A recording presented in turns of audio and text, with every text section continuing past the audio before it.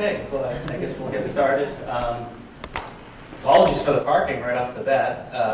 Didn't realize there was a Little League game happening, so I think that is most of the demand for the parking that's being taken up this evening. I did my apartment parked down the street to open up at least a space for somebody.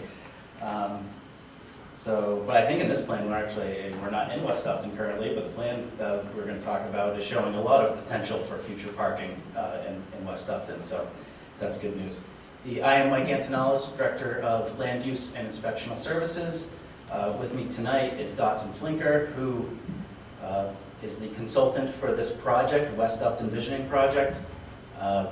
This was funded through the earmarks, the 2022 economic earmarks dedicated by the state, and the select board approved a portion of those funds to be used for this purpose. So we've been working on this for a better part of a year now, with workshops open to the public, going over all the details, which I'm sure we'll get into tonight, to come to a cohesive, agreed upon vision for the West Upton Village. I'll say it's a historic village in your town, and there was much discussion about the goals for that village, maintaining it as a village, correcting for the zoning that is in place currently that doesn't match the current land use of businesses and residential uses in that area of town. So we'll get into that in more explanation tonight. So this has been a great process. I think we have a great plan, and we have an amazing team who's been working on this for us. So I guess I'll leave it off at that. I'll hand it over to Dylan.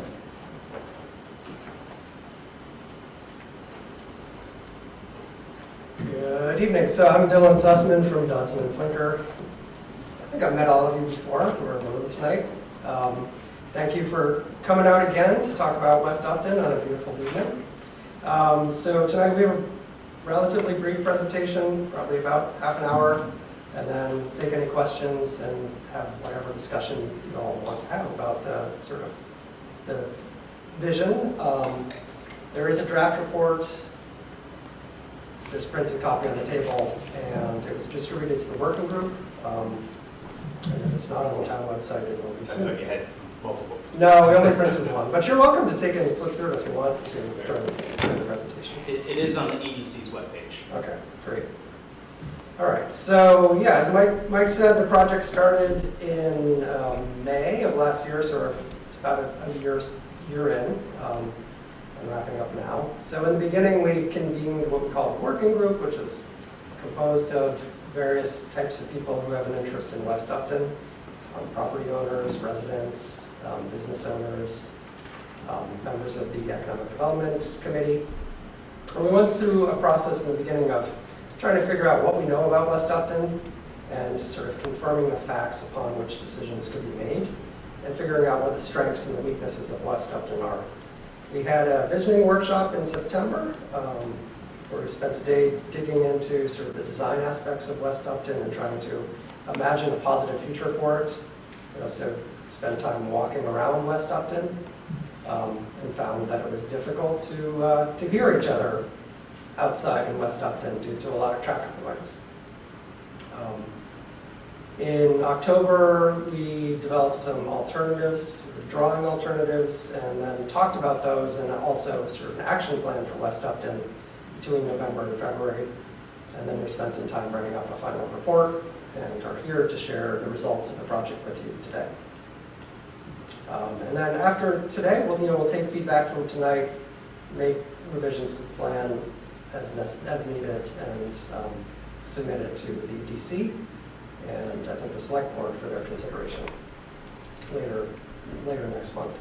So the study area, you all, I think, in the room are familiar with it. It's West Upton, and we're roughly defining it as between the West River on the west side and the intersection of Mendon Street and Main Street on the east side, heading south to the train tracks, and north about one parcel deep from Route 40 and Hartford Ave North. So it incorporates kind of the main intersection of Main Street and Hartford Ave North and Maple Avenue, but then stretches along Route 40, or Main Street a bit to incorporate some of the residential areas and some of the industrial areas adjacent to the heart of the center. Can you go back 1 second? Yeah, Just sure. go back to, what's the 380 and the 340 and the 360? What was Those are contour lines, so Oh, they're okay. sort of like little brownish Oh, lines, okay, that's all, thank you. dashed lines in there showing contours. And I can talk a little bit more about topography in a minute.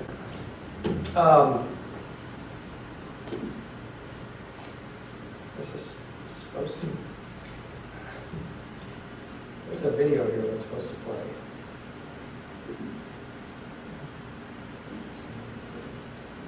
Hey, might be getting some action, maybe? Jeez. All right, I gave up on it. It's too bad. It's like 700 megabytes and giant. And it's exciting. It's beautiful. So West Upton, when you're looking at it from the air, you can see that it's this kind of, the center of West Upton is this tight little center with a pretty prominent intersection with a lot of traffic moving through it. It's defined by kind of a mix of historic buildings and then new buildings, predominantly clustered around the intersection. And then woods and sort of steeper hillsides around the edges, and then beyond that, the rail yard. So what makes West Upton special? Well, it's been a transportation crossroads since the 1830s. It was once a sort of thriving industrial center with hat manufacturing. It had a hotel, it had trolley service, and then the railroad came in part to serve the hat factory. It still has the bones of that walkable center, so there's like, you can feel the history, and the historic pattern of development is very present in West Upton. It's still the densest part of and most walkable part of Upton, meaning there's sort of the most tightly clustered buildings and a bit more of a street network to walk around than other parts of the town. We heard from people that it's a place to see neighbors and access services. So there's some businesses in the area that people really value. That are serving local needs, like the bagel store. There's a diversity of housing in West Upton. So there's single-family housing, there's multifamily housing, there's small 2- and 3-unit buildings, there's market rate housing, there's affordable housing, there's senior housing. So it's serving a pretty wide range of housing needs for West Upton, as a whole. And then because of the way it's connected to the state highway and to Route 140, there's a kind of relatively decent amount of traffic flowing through there, which is kind of a built-in customer base for West Upton as a business center. It also has some challenges. So there are a lot of physical challenges in the area. Steep slopes, there's some wetlands, there's a fair amount of bedrock in the area. We heard a lot about traffic and streets and the need for sidewalks, but unfortunately the street right-of-ways are relatively narrow in that area, without a lot of opportunity to, you can expand that through takings, but there are also sort of physical limitations in a lot of places that make, even if the town was interested in takings, which most towns try to limit as much as possible, there are physical limitations that make it difficult to expand right-of-ways and widen streets and put in sidewalks. The state highway, as I mentioned before, creates a fair amount of traffic, and with that comes a lot of noise and some accident risk. I've heard about challenges with trucks navigating the main intersection there and taking out traffic poles and potentially hitting buildings and so forth. So traffic and crashes are a bit of a concern.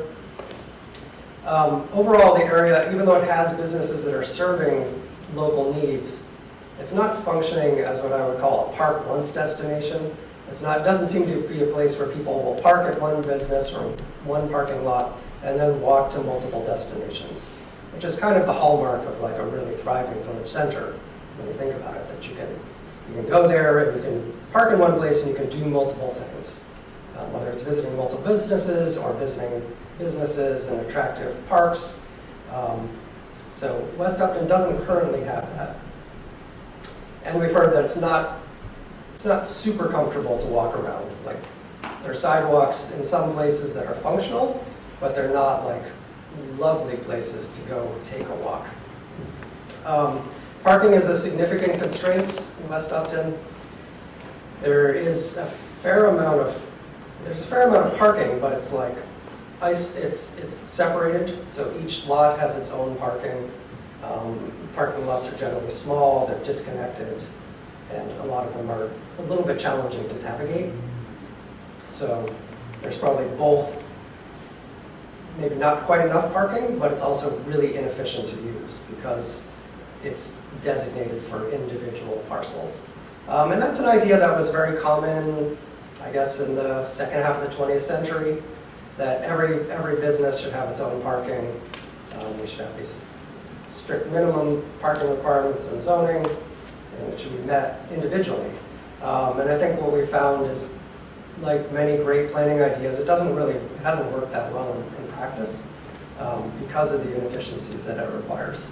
So it's hard to predict how much parking a use requires, and when each use is required to have its own parking, it prevents sharing.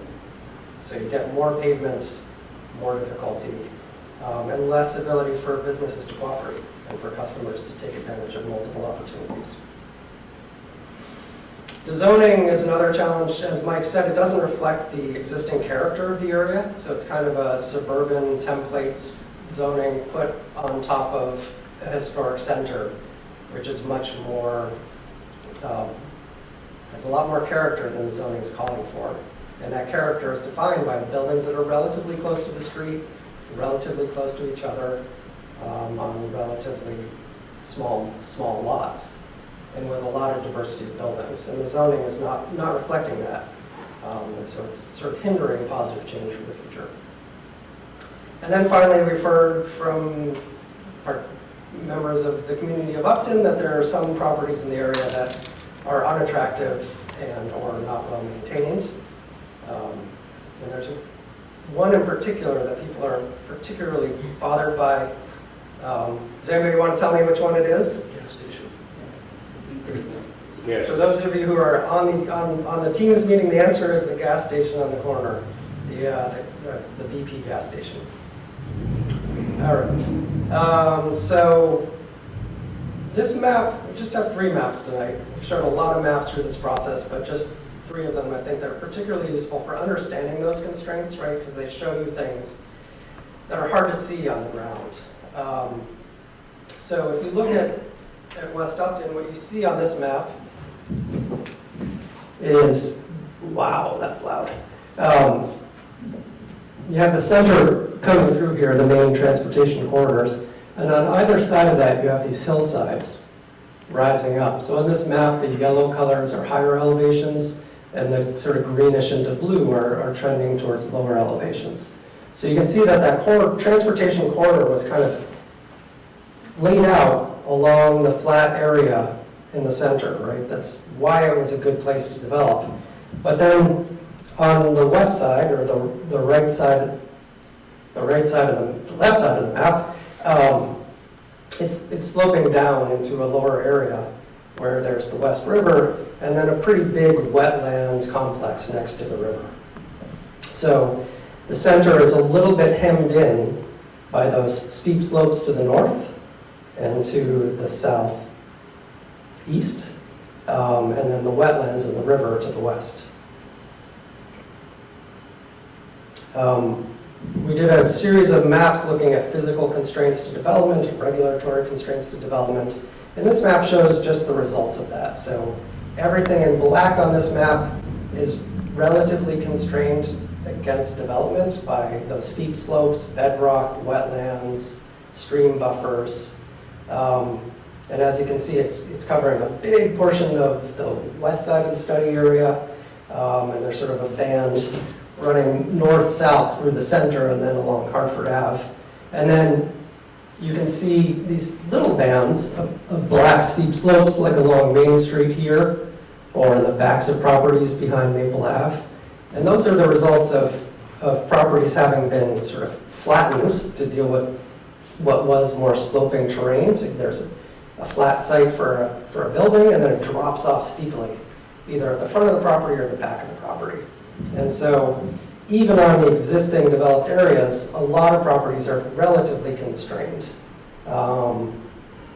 So I see some nodding over here from the owner of Spadewood Gallery, where that's an example of a property where you've got the church, and then it drops off really steeply behind the church. And so there's really no place on that property to put parking, because you can't access that property from the side or from the rear because it drops off.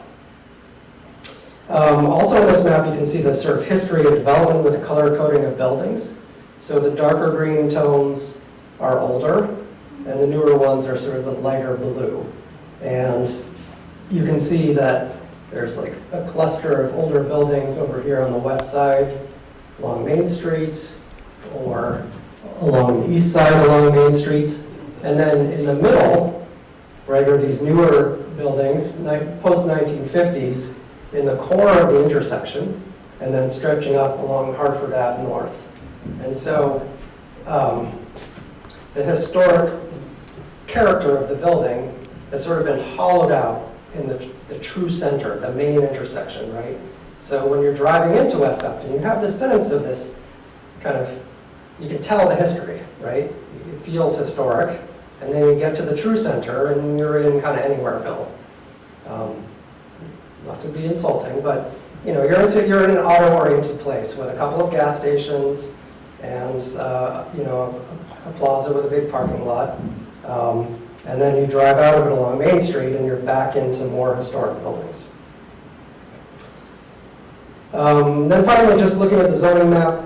So we've talked about this in previous meetings, but there are a number of zoning districts that are covering this area. So in the center, at the intersection of Hartford Ave North, Maple Ave, and Main Street, there's a general business district, which is allowing a lot of common businesses, but it has a list that's sort of not all-inclusive and misses some kind of businesses that are more common these days and might be desirable in the village center. And then around that, to the north and the east, are residential districts, the SRC residential district and the SRA residential district. Those are both sort of single residential districts. And then there's a large area of commercial and industrial zoning stretching from west from Maple Ave along the south side of Main Street over to Glen Ave, and that continues on to the south quite far in Upton. And we've had conversations with the working group about whether that's appropriate zoning for this area. So some limitations of that zoning currently. It does allow allows commercial activity, allows light industrial. It does not allow residential uses except by special permit, which is sort of an onerous process of getting a permit that involves a lot of time and expense. So existing residential structures can continue, but if a property is converted to commercial or industrial, to go back to residential would require a special permit. And also the zoning limits new structures to 1 story, which is not in the character of the area, which is mostly 2.5 story buildings. Okay, so what we've heard, as I said, there was a working group of about 8 to 15 residents. It varied from meeting to meeting. We had 5 meetings. We did the walking tour and the visioning workshop. We also reached out to property owners in the area and tried to talk to them about plans. Unfortunately, only 1 person responded. We did a mailing to every property owner in the area and only got 1 response. So we did try. What we heard were that residents value West Upton and want to see it thrive. They particularly value the walkability, the safety of the area, the sense of community, and the open spaces. There's a really strong interest in historic preservation, some interest in adaptive reuse, in other words, reusing historic structures for new things like different forms of housing or new businesses. And people want to build on the charm of West Upton. There are complaints about unsightly properties and speeding cars and too much pavement and the challenges with parking. And then we heard mixed feelings about redevelopment, and in particular mixed feelings about mixed use, which is development that combines residence and commercial space. I would say overall there was support for redevelopment, but there were also few strong voices who thought that redevelopment was inappropriate in West Upton and should be located elsewhere in the town. I think a really key thing for this project is that, so the project is, as Michael mentioned at the beginning, is under the auspices of your Economic Development Committee. And there's a reason for that. It's because this is an economic center for the town. You have sort of two town centers, and they're both economic opportunities. And this one in particular has a lot of economic potential. So you have those 10,000 cars a day, which is 10,000 customers or more passing by every day. And that creates an opportunity. You have a well-educated, high-income resident population in your town with an average household income of $155,000 a year, and a pretty healthy number of families who are earning $200,000 or more. So there's a fair amount of spending power in your community. West Upton it's a local center, right? It's on the way to the highway, but it's far from the highway. And so it's not a place that is going to be where a Walmart is going to locate or some other big box. It just doesn't have that position in the transportation network, right? You notice where Walmarts go, it's like near a major population center or near a highway. That's not West Upton. West Upton is a local serving center. It's primarily going to serve the residents of West Upton and the people who happen to be passing by on the commuting route. So in that kind of center, you can expect local services, convenience goods, and dining as sort of the foundation. And you already have some of that, right? But you can build on that. And with that comes more opportunities for shopping, going out to restaurants, and being able to get things in your town, and also tax revenue and jobs. So there's potential for some destination restaurants and entertainment experiences. So in other words, you probably have the spending power to support nice restaurants. You've got a couple restaurants in that area already, and you could add a couple more and make it a bit more of a destination. And then I think our recommendation is to build economic resilience. It makes sense to cast a wide net and make sure that lots of different types of businesses are welcome in this area and that they can thrive. And so that means making sure the zoning is open to them and that the list of businesses that are allowed in the business districts matches all the things you could imagine you possibly could want in West Upton. And that there are opportunities for different kinds of spaces for different kinds of businesses, which means keeping some of the older spaces, which are going to be lower cost, building where it's economically feasible, encouraging the development of new spaces for businesses, new spaces that are big, new spaces that are small, so there's for a diversity of different kinds of commercial enterprises. And then finally, from our perspective, it would make a lot of sense to do a market study for this area to evaluate what the demand is for different kinds of businesses and for different kinds of housing. And then if it shows that there is market demand, which I suspect there is, particularly on the housing side, then it makes sense for the EDC to go out and kind of pound the pavement and make sure that people are aware of both any spaces that are available for rent, for sale, for redevelopment, and what kinds of enterprises could be successful in West Upton. So as part of the project, we developed a vision for West Upton. So this is a written vision statement And then we also have a drawn vision for West Upton, which Peter's going to go through next. I am going to pretend I'm reading to my children and try not to put you guys to sleep, but I'm going to read the vision statement. So, the vision for West Upton. By 2045, West Upton Center will be a walkable and welcoming village hub that reflects the town's historic character and community values. Residents and visitors will gather in West Upton to enjoy shops, cafes, services, public spaces, and events. An attractive, art-filled streetscape will invite people to linger, supporting a thriving local economy and a strong sense of place.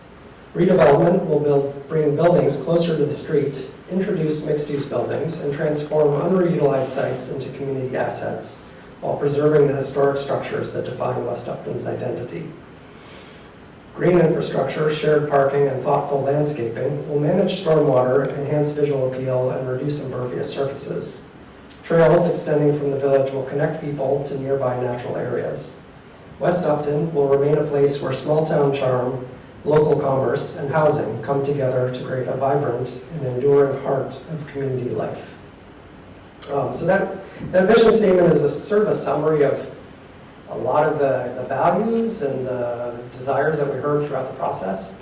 And when we had the visioning workshop, we literally had people create vision statements using this kind of Mad Lib form. And this vision statement is based on words and ideas that arose from that. So Peter's going to talk about how that vision could lay out in a built way in the center of West Upton. Interesting. All right, try. There we go. Hello again. So, yeah, could be redeveloped. This is, as I say over and over again, this is an imaginary plan that's designed to illustrate the principles that are embodied in the document of doing all these different things to try to make West Upton a better place to live, work, and play. Nobody's going to be forced to do anything with their land. The town is not planning at this point to spend any money to do anything, to acquire any property, certainly not taking land to build the Eiffel Tower or anything like it. But hopefully, what this does is show what's possible, and also in the end, we'll be talking about how you implement this plan is through a whole, a series of changes and initiatives, changes to zoning and so on, that can unlock the future potential for things that right now are impossible. So this is existing conditions, of course, in that center of the crossroads. You'll see where basically on the north half showing a lot of change potentially. A new version of the coach homes, a new version of the West Upton Plaza, and to the south it's more nuanced, protecting more of the existing historic structures and building more in between them and adding on the rear. And I'll show you how that works. So here's the overall plan. The gray buildings, and you'll be able to look at the plan in detail afterwards.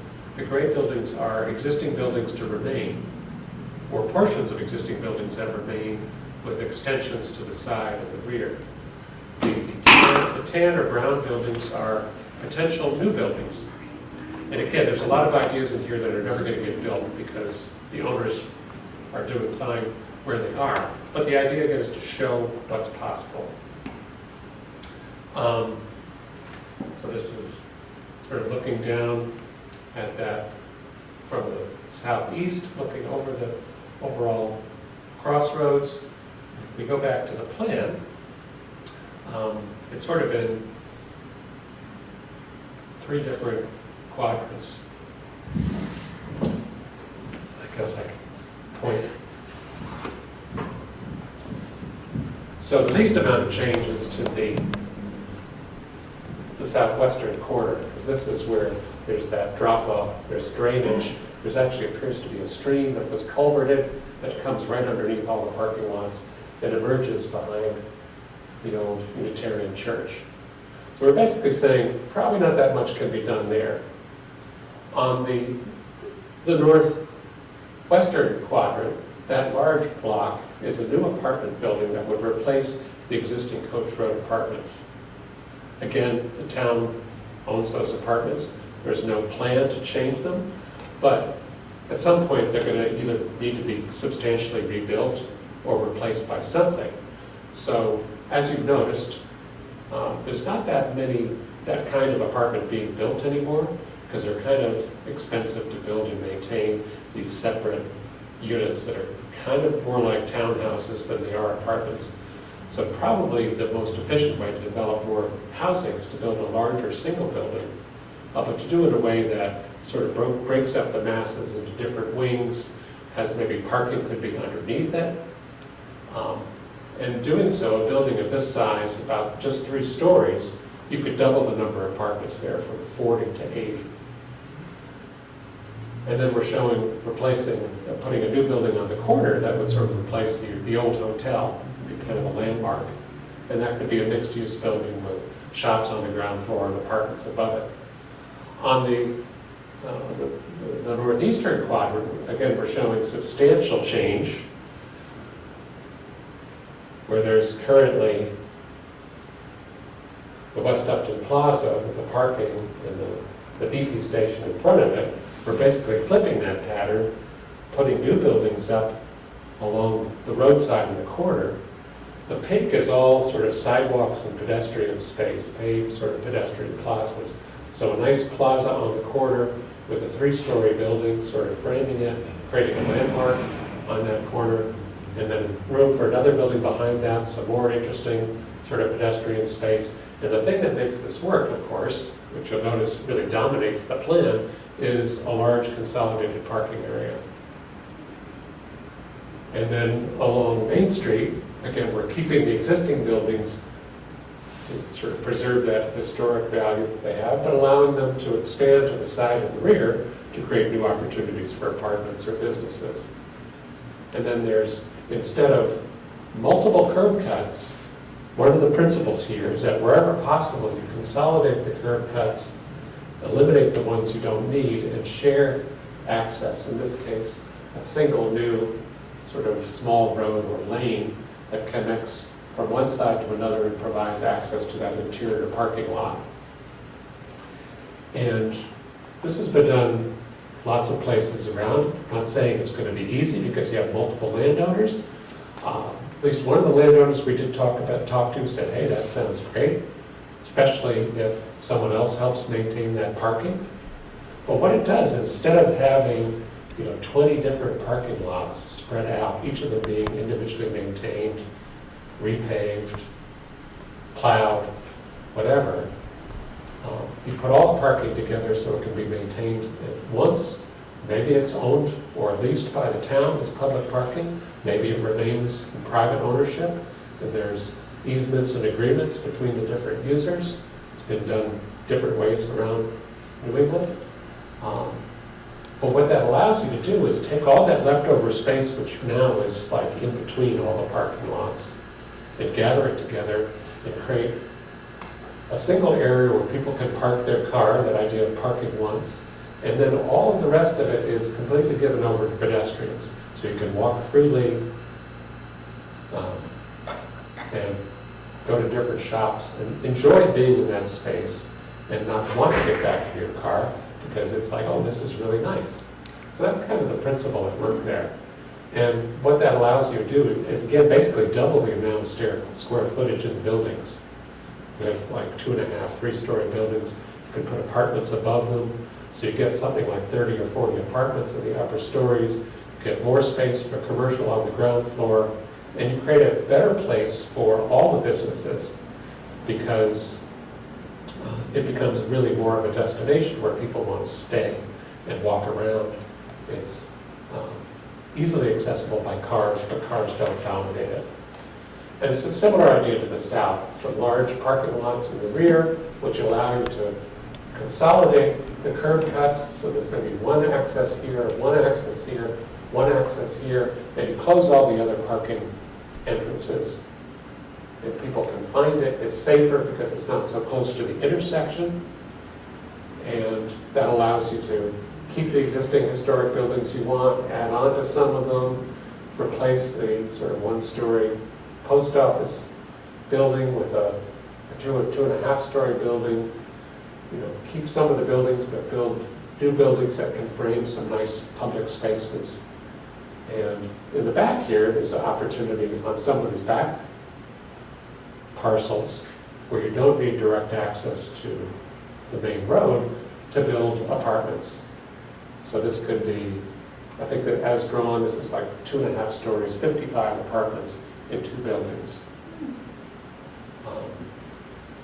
And so for all of that, that's basically the parking you need to keep a reasonable ratio between the square footage of buildings, the number of units, and the amount of parking you need for everybody. So it's still a lot of parking, but we're not pretending that people are going to get rid of their cars, right? So this is, in the future, if we do get rid of cars, maybe, you could build something on those parking lots, but for now they provide sort of a ring of parking that serves all of those uses. So we've done some 3-dimensional visuals using these drone photos. This is looking down from the southeast up at the intersection. And then this is what that infill development might look like. So again, we're taking out the strip mall, replacing it with buildings that are divided up a little bit more, but taller, so they actually have more space, apartments on the upper stories. And then you see, put all the parking back here, maybe some extensions on the back of these existing structures, and that all creates kind of a single, nice walkable district. A lot more activity, a lot more people living there who then can support those businesses. Similar idea on the south side. Keep some of these historic buildings. You don't see the apartments, but they're sort of back here behind the parking. And then some infill development to replace some of the existing buildings along the street that aren't historic, with new ones that better fit the pattern of what used to be there. So 2.5, 3-story buildings with nice gabled roofs, lots of windows and so on. And in the back, you see the new Coach Road Apartments, which is in like a large sort of shingle-style apartment building, which steps down to the street, sort of steps down the hill that's there. Again, parking could be underneath it. And it sort of helps to sort of reinforce that side of the village. And again, really create the sense of being in a place sheltered by buildings and not just out on the edge of the road. Here's looking at the opposite direction at the main corner, sort of with the old church steeple in the foreground here. Get your bearings. Looking up Hartford Ave. And here's transformation of the future. And you can see, I mean, the idea is, again, as Dylan started with, you bring the buildings up to the road, get the parking behind it. People pull into that nice convenient road in the back to get to the parking, and then they can come out, walk into the back door of the building, walk through, buy something wonderful, and then come sit on the plaza and enjoy a lovely day like today. That building there is what Coach Road is now? That plaza? No, this corner is where the BP is I mean, now. with the strip mall. Yeah, so that's where the strip mall is. So I can catch up. We'll go back to the existing one. Yeah. So there's the BP station, the strip mall. Here's the new building. So those look like 3 stories or 3.5? There, whoops. Go back. It's basically 3 stories with a tower and with some space in the upper floor. So 3.5 stories. I think that's the tallest building that we drew here. What's this bottom corner here? What's there now? This is, right now, it's just a corner of the Avon other. gas station. The other gas station property was kind of some leftover green space, some leftover parking space, not much going on there. And then those are the Coach Road apartments. So there you see the sort of Coach Road set into the hillside. It's just glimpsed where the parking is underneath it.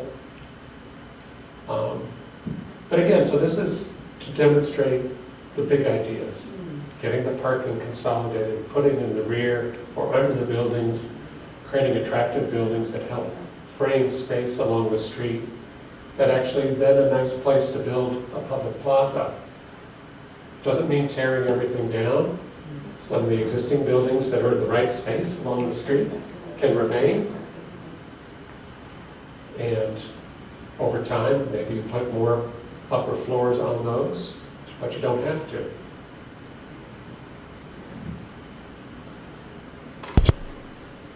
Here's another look before and after from the ground level. So again, it's partly one of the other things, which is kind of a long shot, but you notice there's no wires on this one. So we're magically transforming, putting all the wires underground, which could happen at some point. Michael's going to find the money to do that. But again, the big thing is instead of this chaos of signage and parked cars, and where is the building where I'm actually trying to get to? You see the building that you're trying to get to. You say, aha, I've seen that landmark building, and there's a little sign pointing you to park in the back. And then you have a wonderful experience walking from the parking lot to the building, which I guess that wasn't included in this show. It's in the report. There was another image of the walk from the parking lot in the back. Anyway, so some of the way that the sort of the big vision that Dylan read works its way into the action strategy is kind of through a series of principles or statements which are suggested here. We didn't include all of them, but the report is sort of organized to take you from this, wow, that's a wonderful dream, if you agree, how do we actually make it happen? So part of it is sort of understanding the key parts of this vision. So West Upton is an inviting place to visit and walk around, as I described, because of all these design interventions. There's space for public art and events and outdoor spaces that make it enjoyable and memorable, and the historic heritage of the existing buildings and spaces is preserved and celebrated. And that goes hand in hand with making it a safe and enjoyable place to get around, whether you're in a car or walking or bicycling. It's safe and comfortable, especially connected to nearby neighborhoods. Traffic moves smoothly and safely without detracting from the pedestrian experience. Parking is adequate and convenient, but doesn't dominate. And all of those pedestrian paths are connected to nearby open spaces with well-marked paths and trails. And then,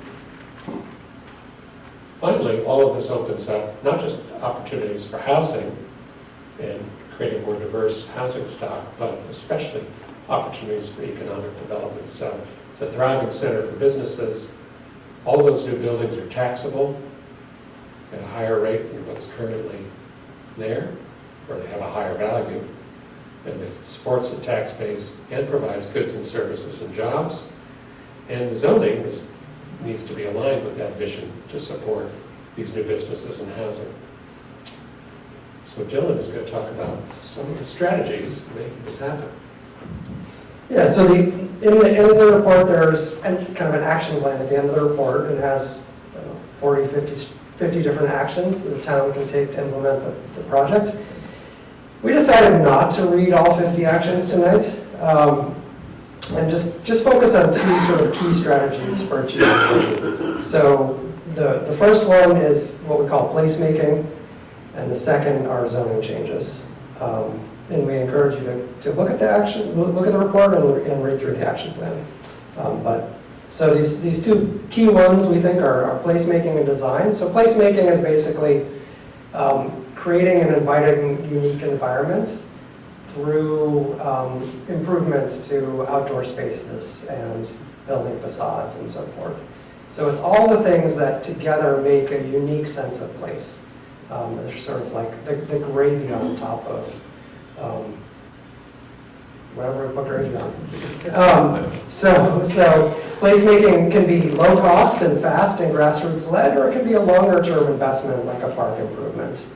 But we think for West Upton in particular, the sort of the grassroots actions and the low cost actions could be particularly beneficial. So things like putting out more planters or improving existing planters, working with local garden clubs or having local businesses sponsor planters.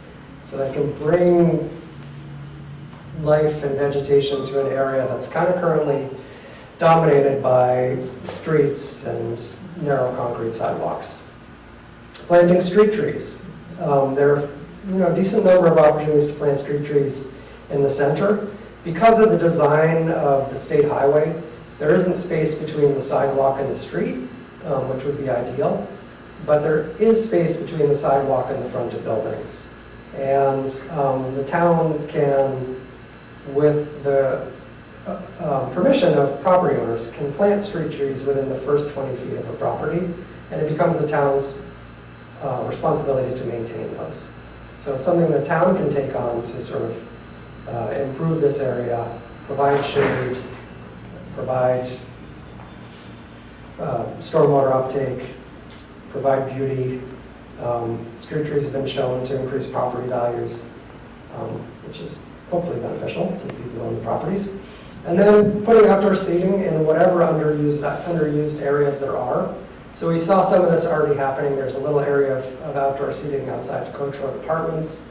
I think there's this cute little alley between Maya and the building next door, which you could put a couple chairs in it. It could be an appealing place to sit, especially if you do what's shown in this image here of painting an interesting pattern on the pavement and putting up umbrellas and putting a couple chairs there.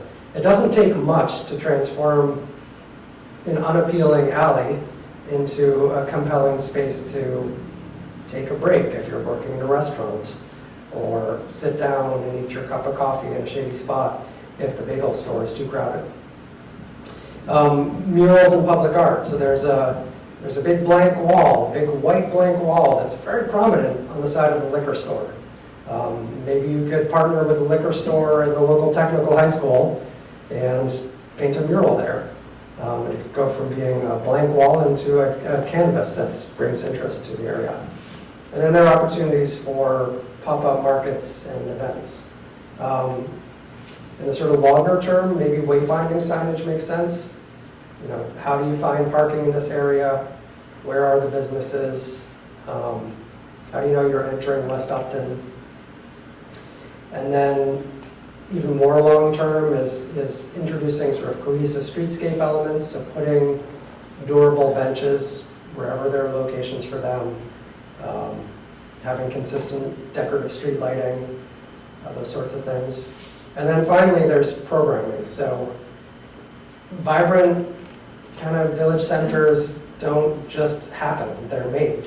And one of the ways that they're made is through regular organized events that draw in customers and they draw in visitors, so that people are reminded over and over again that West Upton exists, that there are things you want there, and you should come back. So those regular events in the village center where I live in Florence, which is a part of Northampton, there's the Florence Civic and Business Association. They just had the Memorial Day Parade. They have a Veterans Day Parade. They have a Halloween Parade. They have a tractor, like Christmas parade with lit up tractors with lights on them, right? So they have a series of parades that bring people to the village center 4 or 5 times a year, in addition to a concert series on the lawn of their civic association that happens every Thursday night throughout the summer. And then there's sort of like an annual big street fair where the street is closed down. You know, it takes a lot of work. It takes a lot of work for those volunteers, a lot of dedication. But that's what gives the identity to that village center and makes it a place. So I guess Peter was talking about sort of built improvements, so there's a lot of focus on the built, but there's also the human aspect to a village center. And I think West Upton, it needs that continued support from the community and the social investment in it to make it all that it can be. And then the other major change I think that's necessary are zoning changes. So as I said, the current zoning is blocking beneficial change. The uses that are allowed by right are sort of limited and out of date. The parking requirements make multi-story development pretty unlikely.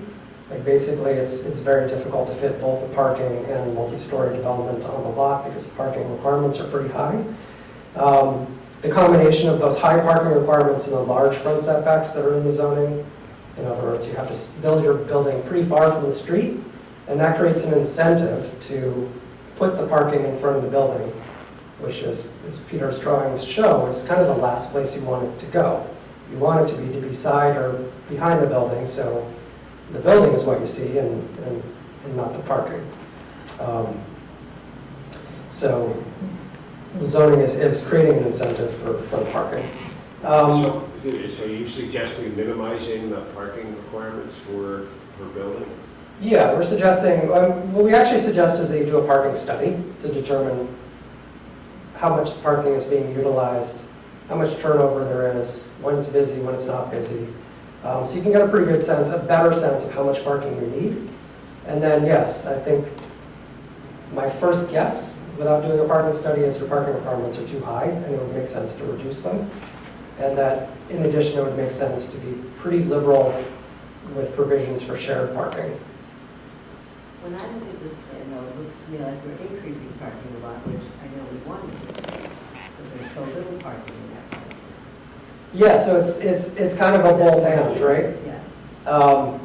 I think that the private sector is better at predicting what they need for parking than people who write zoning are, right? They know what their customers are, they know they need a certain amount of parking to survive. So my personal tendency would be to eliminate your parking requirements and let the private market deal with that. Many communities are unwilling to do that. I see Bill shaking his head. So that's not what we're recommending here. We're recommending you do a parking study, come up with some real understanding of what your parking needs are, and likely reduce your parking requirements. And then facilitate redevelopment that enables connected parking lots, shared parking lots, cutting down the number of curb cuts, putting the parking behind buildings, so that it's all more efficient. And then there are a lot of non-conforming lots in the area, which is, like I said earlier, the zoning it's not based on the character that people like about West Upton. And over time, the result of having a lot of non-conforming lots is a place, as change happens, it grows away from what people like. It grows towards that sort of suburban template that the zoning is calling for. And that's what you see happening in the center, at the main intersection, where you have a gas station people don't like. That's where the redevelopment has happened, and that's kind of what the future looks like for West Upton as change happens. And if that's not what you want, change the dimensional requirements in your zoning to match what you actually do want. And then finally, we recommend basically rezoning the commercial and industrial area that covers the west side of the area. So some proposed changes are a new village commercial / mixed-use district with more flexibility for the core, a new village residential district to allow more housing types and with dimensions that match the existing character and set it up for the kind of development we want. A allowing up to 3 or 3.5 stories for mixed-use development in the center, with design guidelines to ensure that the buildings create a look and feel that is desirable, and then reducing parking minimums and encouraging shared parking, and then finally having incentives to encourage adaptive reuse of historic structures. So a lot of times historic structures can't meet the requirements of zoning. So for those that are outliers, you can create incentives that are specifically for historic structures.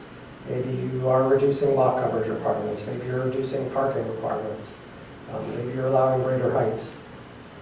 There are various ways you can make it a little bit more feasible for somebody to do an adaptive reuse project so that a building that is historic and valuable is retained instead of being torn down and replaced with something else. Or just left to slowly degrade and become blighted. So those are the major actions that we recommend, the top 2. Other high priority actions are revising the zoning boundaries, developing design guidelines for the district, establishing a placemaking committee, sort of bring together a group of people who are committed to doing all those placemaking activities, conducting a market study for business and housing, conducting a parking study, planting street trees, and partnering with the garden club to explain planters. And then on the sort of medium priority list, these priorities came out of discussions with the working group. We had 2 meetings where we reviewed the action plan and asked for people's feedback. So 2 medium priorities are pursuing a National Register of Historic Places listing for West Upton, which would be valuable because it would qualify properties for historic tax credits, which makes projects more viable for redevelopment or rehabilitation. And then pursuing Complete Streets funding for the Maple Ave, where sidewalks are needed, very needed. And then finally, supporting the Spatewood Gallery with sort of succession planning. So we've heard that Spatewood Gallery, which is in the Unitarian Church, former Unitarian Church, is this really incredible cultural resource in the area that people want to have continue. But it needs help in figuring out what the next step is and making sure that the zoning allows the next step, and that whatever grants are needed to make that a long-term viable cultural institution the town supports. Do you have a contact at the garden club? We do not have a garden. There is no garden club. There's no garden club. We've heard different things about what this thing is called. So we heard there was a garden club. Yep, the Then we men's heard club there's does every flower you see in town, every garden you see in town, every pot you see in town, the men's club does it. The men's club. Okay. So, gotta change that to men's club. I heard there's also a Blackstone Valley something. Blackstone Valley Garden Club closed 10 years ago. Okay.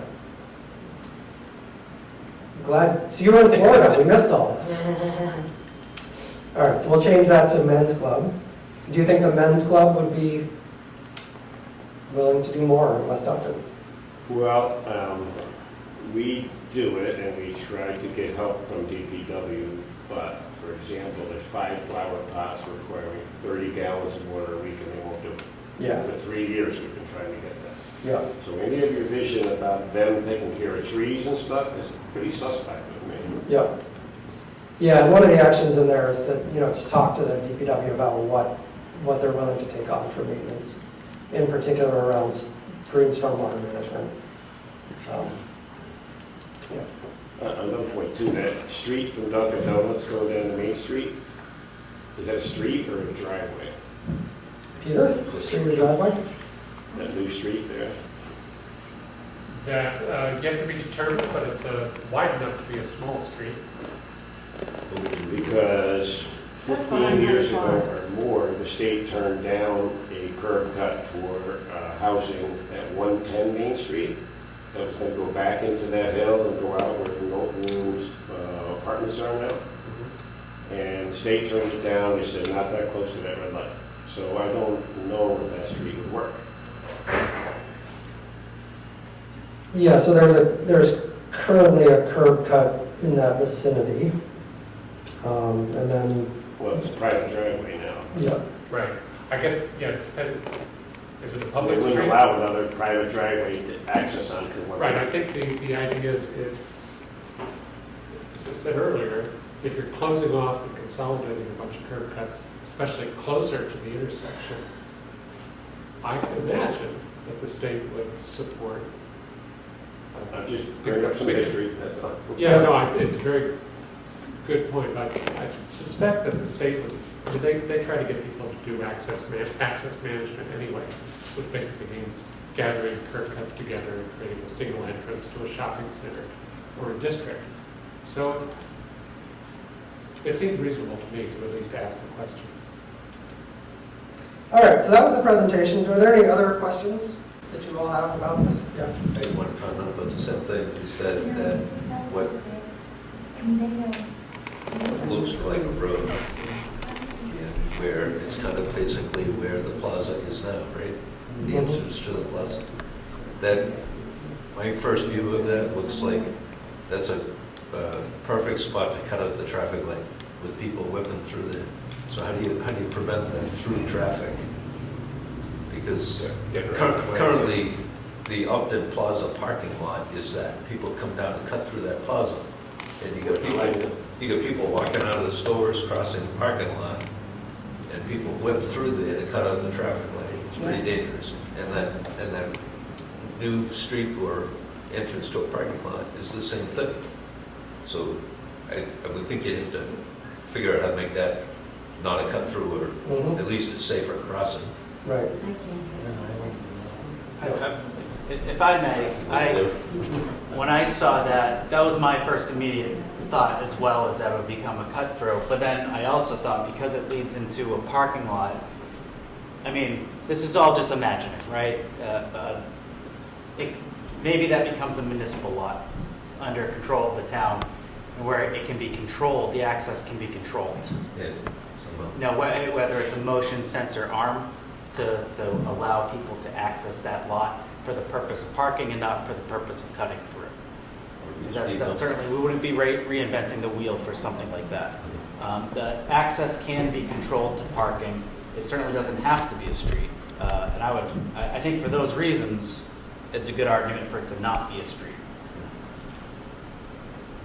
Yeah, and I think in any case, it's not making the problem that you have worse, right? So you already have the strip mall parking lot now, and the design that's shown there has a lot less crossing traffic from parking. Well, you still have people walking out of the parking lot to the shops, and Right, but there coming across. there are defined crosswalks for them to cross on instead of just Understand. anywhere. People. Yeah. Yeah. And then the other thing that kind of jumped out to me too is that the building that you're talking about where Coach Road Apartments is that parking underneath for all the shops and all that too? Is that, I think that's parking underneath for the residents of that building. how do you make the left turn into that? I don't think you can. There's access from the other side as well. There is? Yeah, it's Okay. sort of right next to the building, there's another So driveway. maybe it'd be a one-way in and out. Yeah, This would be a disaster. Yeah. Don't want to make a left turn there. yeah, it's a good question. Yeah, as to the cut through, I mean, you could also easily, instead of the road carrying right through, you could have the road go to the parking lot, and then you have to drive all the way through the parking lot to get to the other side. So it's easy access for both ends, but not a cut through. Okay, Julie Junkus on the Teams meeting suggested, she said speed bumps, I would just qualify that with traffic calming techniques that are more appropriate in the context of an access driveway than for a street. So can you talk to the town that's done this and gotten, making up a number here, 25 property owners to agree to a parking plan like that? Is there a town nearby that's done that? So your two are Darien, Connecticut, right? There's one where they basically created an incentive for people to give the backs of lots to the town for public parking. Did you say give to the town?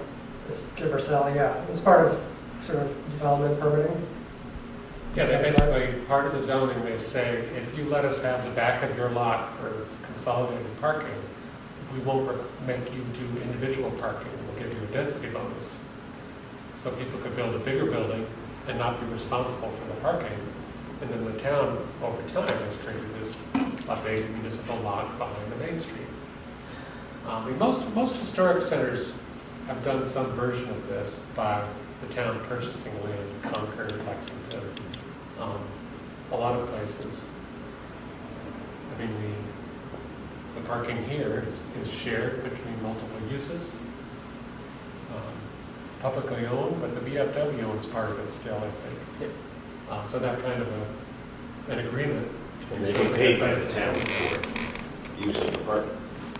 Yes. Yeah, and just to clarify, I don't think the plan rests, it doesn't, parts of the plan could happen without the whole thing happening, right? So you don't need all 25 property owners to share parking to make it happen. If you have 2 or 3 property owners sharing parking, it's going to improve the situation.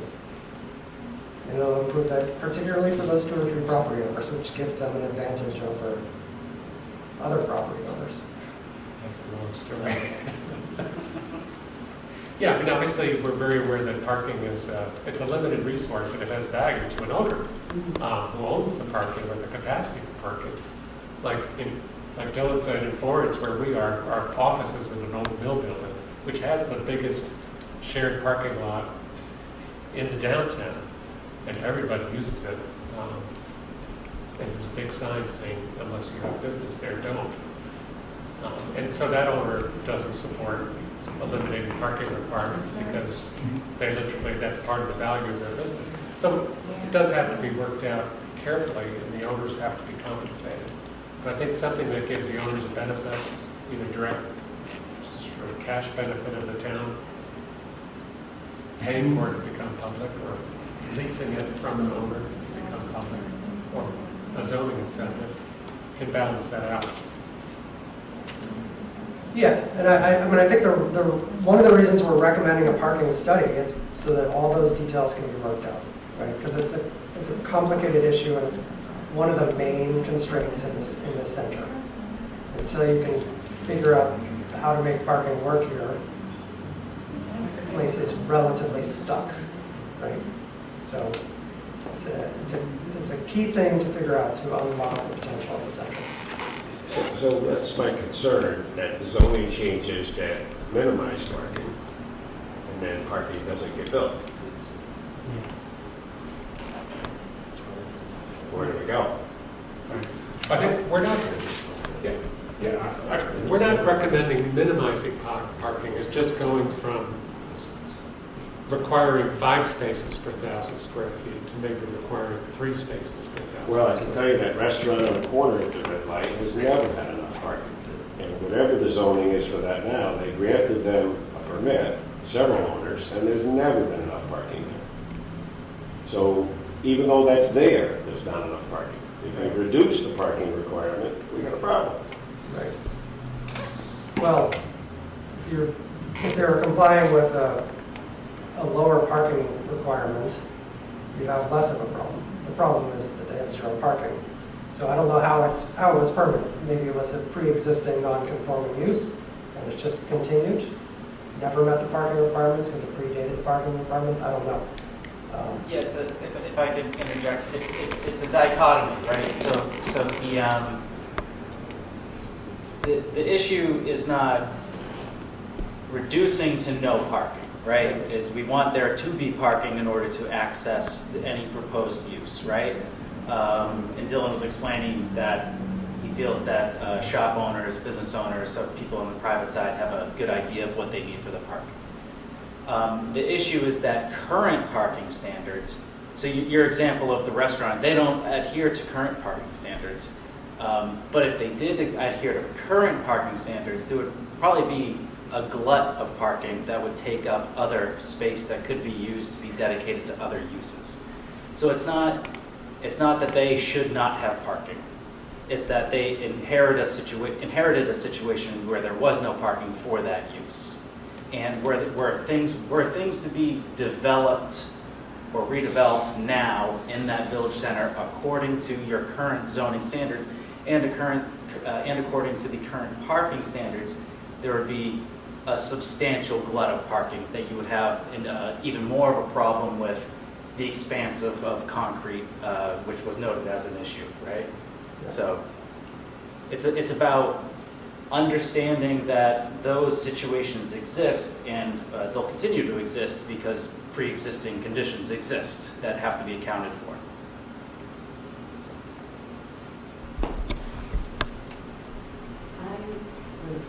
We've been talking a little bit about the safety at that major intersection, with so many cars go through there. And parts of it, because it's been redone by the state, there's an extra partial lanes or extra lanes put in there. But on Maple Ave, it's very extremely narrow. And the cars, the big trucks that have been coming from Grafton, which come regularly because they have a relationship with the railroad, come and they can't make that turn. And so they consistently take out the traffic lights and the signs that are there. But also, we stood there and watched the other day. It came down 140, stopped in the middle of the intersection for about 20 seconds, waited until there was nobody coming up Maple Ave, and then took the whole, their turn was in the wrong lane where there would be a car coming. So But there was a car, in fact, and they honked the horn to tell the car, but the car couldn't go up. I don't know, couldn't go backward and tried, yeah, it was. And this happens many times a day because of this relationship. And trucks are coming and they're taking that right to go to the railroad, probably to pick up things or to drop off things or whatever. One, we don't know what's in it. Could be hazardous stuff because we know that's at the railroad, so that's an issue. But also, it's not sustainable for them to keep taking down the signs, and we have more accidents there than any other place. So something needs to happen. Bill said he tried, there's a noise problem there with the brakes of the truck, so that's something that he worked on for a long time and couldn't get done. But there's another problem there. There's big, and you know, there's nice pictures of people sitting there listening to concerts. You can never have a concert because it's so noisy. Right. So there's quite a bit of problems at the intersection. We would love to see those huge trucks not be able to take that right, but go a little further down and work their way around to the railroad the other way. Don't know if they might just agree to it, or if I've seen plenty of places where large trucks can't go. Yep. And that seems to me a good one, unless it can't really be widened. Some of the other places that it could turn if it went a different way could more easily be widened, I suppose. But that seems, I mean, there's accidents, people got hit, she's been hit, or buildings been driven into. I'm sure, you know, they've kind of built up the corner in front of Myers, so they have a little bit more distance from the street, but it is very narrow there. And so that's a problem that we didn't readily get into the report that I think somehow needs to be there in terms of safety in trucks. Yep. Yeah, I would say that part, and you said that in the 45, that, and traffic will move smoothly and safely, you know, that we got a big issue before we can say it will move smoothly and safely through there. Because it is not at all safe right now.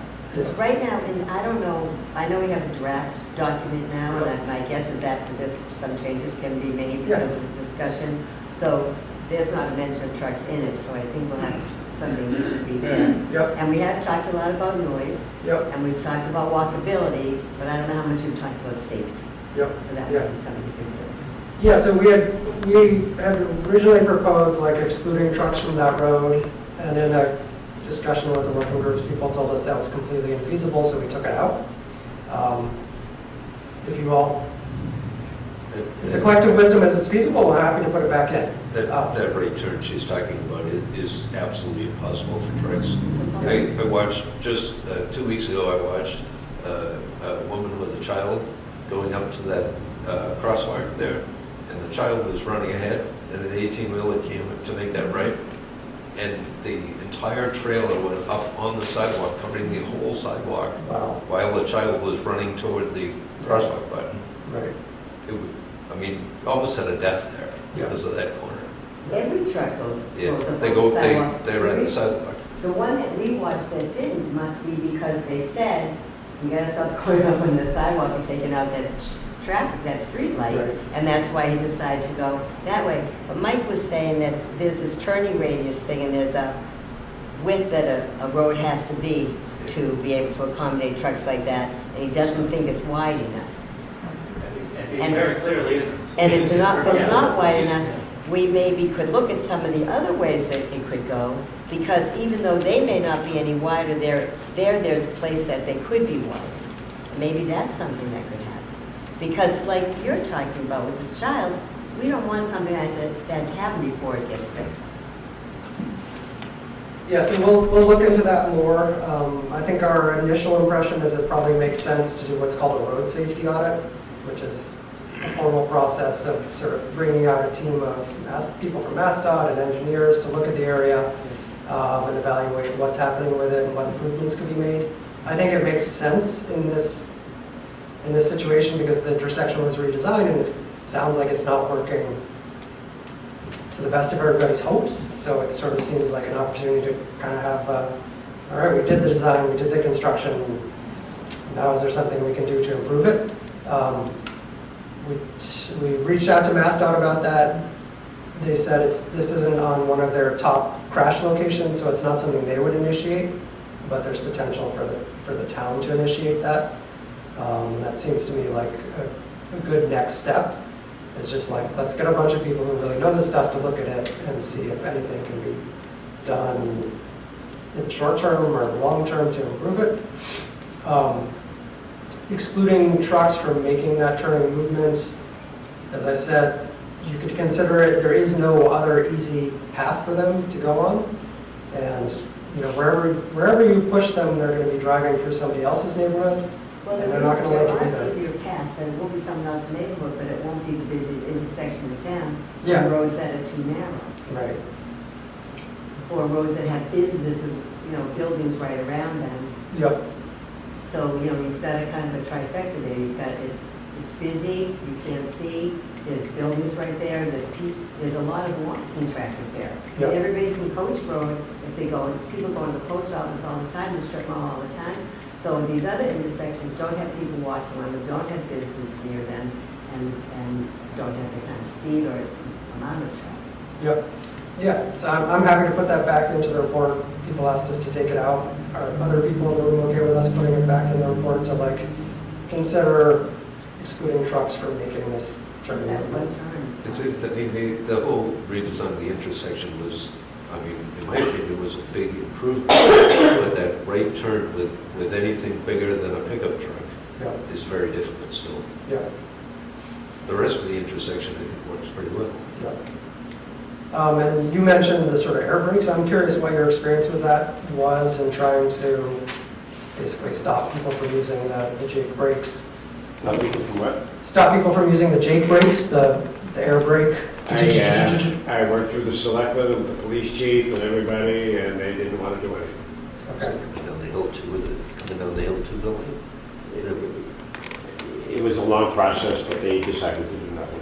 Yeah, our building shakes when they do. Our building shakes when they do. Oh, I get it. I get it. I can tell you if the tractor trailer is full or empty going by based on how he's braking. Okay. Well, Bill said it's pretty commonly done in other towns, so Yeah. it should be something we ought to be able to do. Yeah, and there are towns that outlaw it in the entire town. And it makes a difference.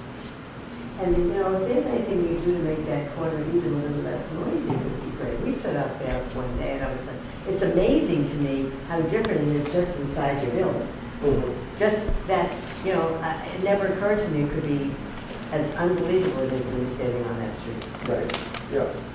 I'm happy to write that into the recommendations as well. It sounds like you've tried it, but maybe an extra little nudge. Sounds like For a this citizen's area? petition. Yeah. I have a quick question.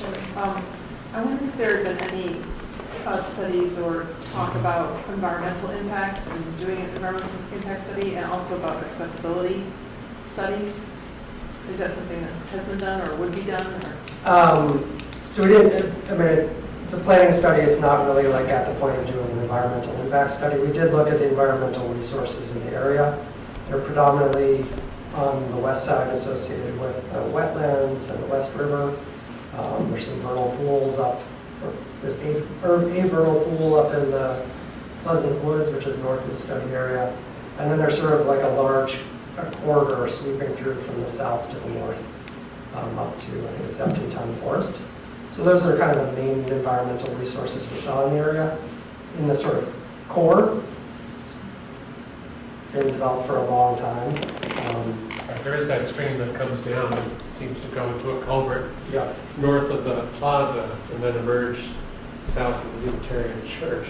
I think it's not that we don't focus on these things, but it's kind of a given that this level of redevelopment can only help both accessibility and environmental protection, because there's a lot of rules that apply only if you redevelop. So all of this stuff would be subject to stormwater plans that would improve both the quality and the flow, reducing the flow of stormwater. All of this development would be subject to ADA requirements and would provide an opportunity for sort of more universal access improvements that would make it better for everybody. Because when you're building a new building, you can set it closer to the ground, so you don't have to have an accessible ramp going up to it. It's like all of it is accessible at ground level, that kind of thing. And would that include a conversation about the resources required to support larger communities and more housing, more people, obviously more people, more traffic, more use of water, utilities, all that? Is that something that is considered? I mean, how does it, I would think that would be an impact to the community. Yes, it is. Yeah, it sort of goes to sort of town planning issues, right? Okay. Because we know that economic development and housing create greater demand for town services. But we also know that places that are more compact and walkable require less in town services and are easier to maintain over time and cheaper to build. And per capita, you have less impact if there's more people in a smaller area. right, especially if you're redeveloping an area that already has town services as opposed to developing on the edges of town where you have to Right. run new water lines or run new sewer lines or make new roads that are going to then need to be paved and plowed and salted and so forth. So So it's a very interesting sort of town planning dynamic, because basically if you do town plans, and I'm sure your latest town plan says the same thing, it makes sense to redevelop the centers, encourage infill development in neighborhoods to take advantage of existing utilities and so on. But all of that has an impact on people who are already there. Some of it good, some of it bad. So part of the implementation needs to be balancing out that impact with benefits, which is why the discussion of the amenities that come along with the redevelopment is really important. It's like, yeah, you're going to have a new neighbor, or you might have a new parking lot that you're seeing that you didn't see before, but you're also going to be able to walk to a nice shop. You're going to be able to go sit in a nice plaza. Maybe there's a playground. Maybe there's a connection of a trail that goes to the nearby open space. So part of the implementation is important not to forget all those amenities that go along with the redevelopment process. Because that's really, again, what makes it a real place that's going to function for everybody. If I could just jump in, as far as like a building, even 50-unit apartment buildings, not going to get a building permit if they can't turn the water on. So, my office is in constant contact with the DPW with understanding our current capacities. DPW works with engineering consultants to understand the flow that the pump stations can handle, understanding the size of the pipes, both the sewer and the water, and where and when they can pump to. So, nobody's going to receive a building permit that, like I said, they can't turn the faucet on. They won't receive it. The other impacts of development are for everybody to consider, right? It's impact to the community. You're not going to avoid traffic, but traffic's a concern. Certainly by building up this area, adding units, adding destination businesses, if it becomes an attraction, you'll increase traffic to that area and traffic leaving that area, but also understanding the regional context of Grafton is growing very rapidly. So I assume Northbridge is as well, although I don't know that for certain. And both those towns utilize this intersection heavily to get to 495. You bring up the idea of that you build an area like this because it has services already. And that is, I understand that, but I also understand that when we do that, and most of those people are going to be leaving town to go to work, they're going to be sitting in a traffic snarl for a long time, along with the people coming from Northbridge, and people come from Uxbridge, and people coming from Grafton, on the side of Grafton. They were added to that intersection, all these more people. So it's easier for us because there's already services there, but it's not efficient for people who are trying to get to the highway and just get on the road and stand there for a long time. Because already we have a lot of red on that road when people are traveling. And they're saying that if we're not careful with all the new developments that are already being built, it's just going to be a red line all day. And Upton's not going to be a destination place. It's going to be the place that people hate because they're standing still there and they can't get to work. So one of the good things about building on some of this agricultural land at the edge of town, I know it's harder for services, but a lot of times that comes under the auspice of the developer to do it. And people, we have to recognize who we are. We are a community. We're a bedroom community to Boston and Worcester and even Nashua or Providence. And that's the people that I think we want to be building housing for are people that are leaving town, not people. We don't have a big employer here. People aren't coming downtown to work in Upton, and they never will be.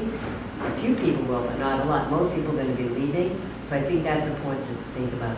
The other thing that's important to think about is, as we raise the height of things, I think I understand raising the height of things, and I understand we need to do it some, but if we make a bylaw that raises the height, and we put design guidelines, well, the bylaw allows them to make it what the height is. The design guidelines are only really a recommendation, and so we can approve it or not, I think, depending somewhat on design guidelines, but not totally.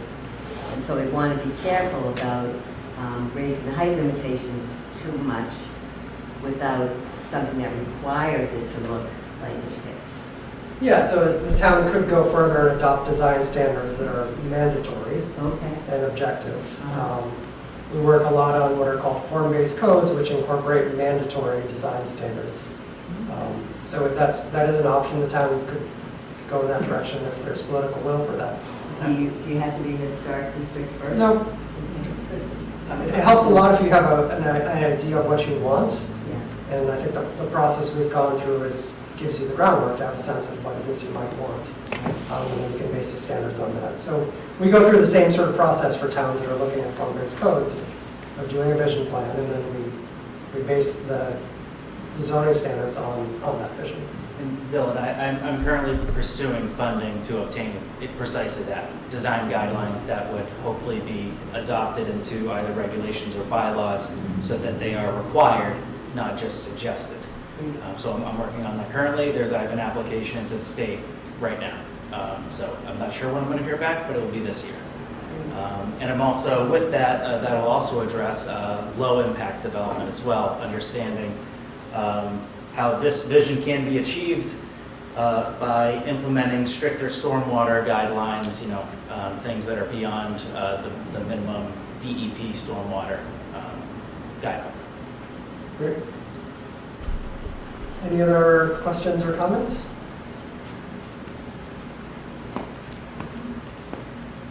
All right. So I heard a couple changes that we will work on making. Most of them were related to trucks at that difficult right turn. And then that was the main change I heard. Is there And maybe anything? adding more information about how the parking works, Mhm. and this kind of a harebrained scheme. Yep. We'll try to make it less harebrained and more common sense. Is there anything else that you guys think we should do to make it acceptable to the town, embraceable by the town?